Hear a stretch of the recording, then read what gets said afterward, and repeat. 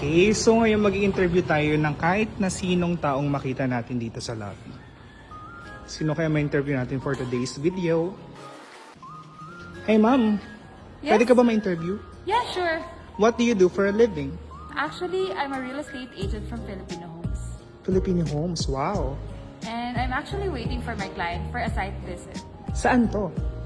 Well, here at Grand Mesa Residences. Grand Mesa. So Yeah. what about Grand Mesa? Grand Mesa Residences is actually located here at Commonwealth Fairview, Quezon City. So if you're curious, it's nearby most of the establishments like Ayala Techno Park, University Belt, and Quezon City Municipal Hall. Wow, that's nice. Ano yung mga units na available?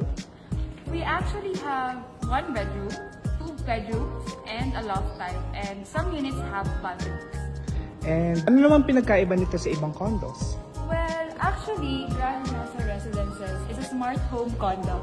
So, it means that you can access all the sockets through your phone. Magkano naman po? You mean the reservation fee? Yes, definitely.